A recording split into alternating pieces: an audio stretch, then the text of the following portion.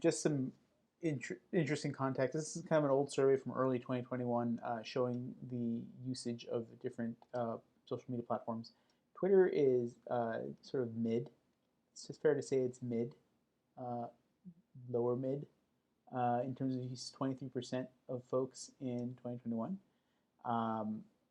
Average time, a little more fresh data of users spent on a social media platform. Notice top two are TikTok and YouTube, with Twitter being number 3 in terms of just most engaging. There's also a type of person that uses Twitter that is not the general public. They are thought leaders. There are people who have something to sell, have something to say, have and use Twitter as a strategic sort of communication tool so that you can push people to content. That content could be informational, most often informational, which is why journalists are so important on Twitter, and information content makers and content sharers are found on Twitter. And one of the reasons to be on Twitter is to hear from them directly. And so Twitter gives you some tools with TweetDeck. TweetDeck used to be an independent company. Now it's a part of Twitter. You have an account if you have Twitter, and you can use it to filter information so that you can make it more digestible. Here I'm searching for Oregon. This column is going to return content just about Oregon along with some filtered information as a Twitter search. These columns are pretty essential in the way that TweetDeck is structured.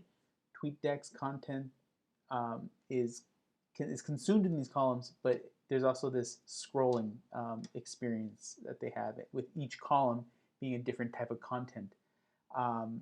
My best use case for Twitter is to add a couple searches as columns, usually just one, and then read my lists. Lists are a feature of Twitter where you can organize users by lists. I'm a product manager, so I like to see what the people in my craft are thinking.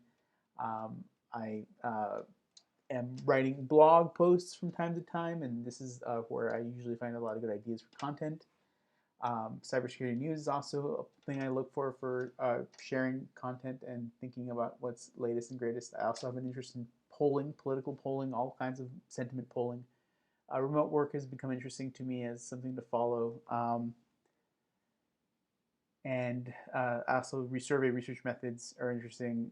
The politics and the players and their messaging are interesting to me to just sort of skim. I like to see what I've liked in the past because that's also good content for either retweet or sharing elsewhere.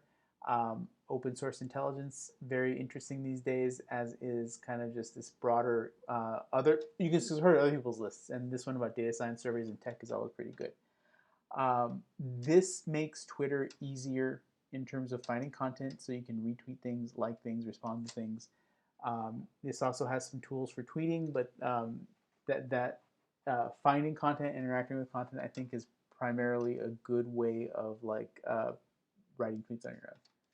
So that's TweetDeck, and that's why I like to use it and why I think it's useful, because otherwise Twitter is just senseless garbage without it.